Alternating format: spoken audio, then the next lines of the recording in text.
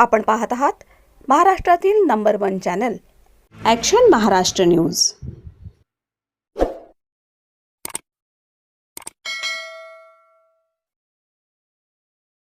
नमस्कार, action Maharashtra news चॅनलमध्ये आपलं सगळ्यांचं स्वागत आहे। रेकॉर्डवरील आरोपीला सापळा रचून अटक, देशी पिस्तूल आणि जिवंत काडतूस जप्त।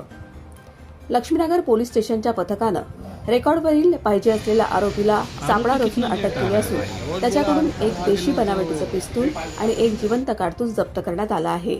या कारवाईत आणखी एका संशयिताला ताब्यात घेण्यात आला आहे। एरोडा पोलीस स्टेशन येथे दाखल असलेल्या गुन्ह्यातील पाहिजे तो आरोपी साईजीत उर्फ डीजे मोहम्मद शेख, वय वर्ष 20, राहणार कामराज नगर एरोडा, हा मागील 6 महिन्यांपासून फरार होता। त्याच्या हालचालींबाबत लक्ष्मीनगर पोलिसांना गुप्त बातमीदारामार्फत माहिती मिळाली होती। त्यानुसार वरिष्ठ अधिकाऱ्यांच्या मार्गदर्शनाखाली सापळा रचण्यात आला।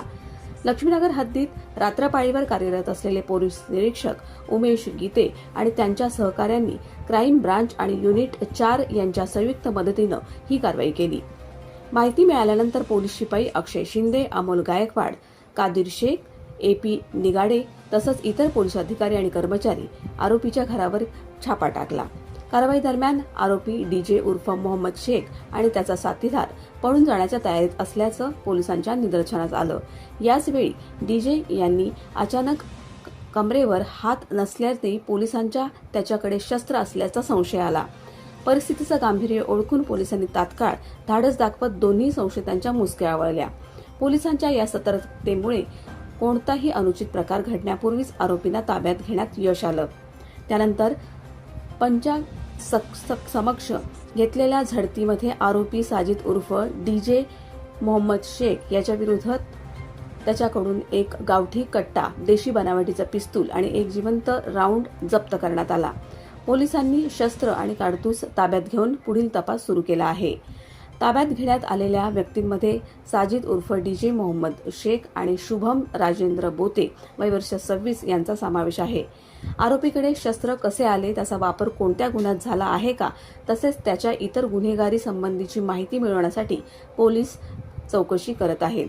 ही कारवाई पोलीस आयुक्तांच्या मार्गदर्शनाखाली परिमंडळ 4 आणि एरोडा विभागातील वरिष्ठ अधिकाऱ्यांच्या सूचनेनुसार Laxminagar police station, crime branch आणि युनिट 4 यांच्या संयुक्त पथकानं केली। या कारवाईमुळे परिसरातील नागरिकांमध्ये सुरक्षिततेची भावना निर्माण झाली असून सराईत गुन्हेगारांविरुद्ध पोलिसांचा धाक कायम असल्याचं पुन्हा अधोरेखित झालं आहे, अशी माहिती लक्ष्मीनगर पोलीस स्टेशनचे वरिष्ठ पोलीस निरीक्षक रवींद्र कदम यांनी दिली। Action Maharashtra news, Pune. Sir, काय सांगणार सर, आज आपण चौथी पिस्तूल धरलेली आहे आणि कुठल्या आरोपी कुठून धरले, काय सांगणार सर? याच्यामध्ये 31/5/2026 मी मागशीच पुन्हा एकदा सांगतो, 31/5/2026 गुप्त बातमीदारांना माहिती मिळाली होती की काही सराईत जे रेकॉर्डवाले आरोपी आहेत ते लक्ष्मीनगर परिसरामध्ये एका घरामध्ये बसले आहेत। सदरची माहिती मिळताच PI गीते साहेब, नंदन निगाडे साहेब आणि त्यांच्या टीमने व्यवस्थित प्लॅन करून त्यांना ताब्यात घेतलेला आहे। त्यांच्याकडून गावठी कट्टा आणि गावठी पिस्टल, कट्टा एक आणि जिवंत राऊंड जप्त केलेला आहे। माननीय न्यायालयाने त्यांना 2 दिवसाची पोलीस कस्टडी दिलेली आहे। लवकरच आपल्याला त्याचा तो पिस्टल त्यांनी कुठून आणलेला आहे, त्याचे कनेक्शन्स काय आहेत, कारण आतापर्यंतची 4थी कारवाई आहे लक्ष्मीनगर पोलीसची आणि 4था पिस्टल आपण रिकवर केलेला आहे। तर त्याच्यामध्ये 100% काहीतरी आणखी पिस्टल मिळण्याची शक्यता नाकारली आहे। सर, अजून हा 2 आरोपीवर कुठे गुन्हे दाखल आहे का? सदरचा जो आरोपी आहे डीजे साजिद उर्फ डीजे मोहम्मद शेख याच्यावर इतर पोलीस स्टेशनमध्ये गुन्हे दाखल आहेत।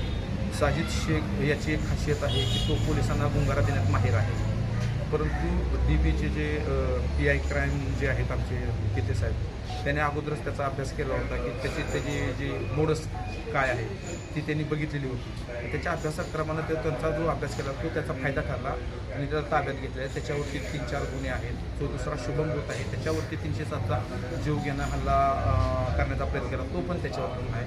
परंतु त्यांना जर त्यावेळेला जरी थोडीशी चूक झाली असती तर काही झालं असतं, कारण त्यांच्याकडं गावठी कट्टा आणि त्या कट्ट्यामध्ये एक जिवंत राऊंड होता। सर, या दोन्ही आरोपी एका ठिकाणी होते का वेगवेगळ्या भागात होते? जे दोन्ही आरोपी होते ते एकाच घरामध्ये होते, त्याच्यामुळंच थोडीशी जास्त झटापट करण्यात आली। एकाच वेळेला ते साथीदार त्यांचा कशासाठी ते एकत्र आले होते, त्यांचा काय प्लॅन होता ते आता पुढील इन्व्हेस्टिगेशनमध्ये आपल्याला सांगतो। न्यायालयामध्ये दाखल नाही का हजर केला असता काय सांगितलेलं नाही? माननीय न्यायालयाने त्यांना 2 दिवसाची पोलीस कोठडी दिलेली आहे. त्याच्यामध्ये पोलीस कस्टडीमध्ये त्यांच्याकडून योग्य ती कसून चौकशी करून आपण पुढील तपास करतो. सत्य बातमीसाठी बघत रहा ॲक्शन महाराष्ट्र न्यूज.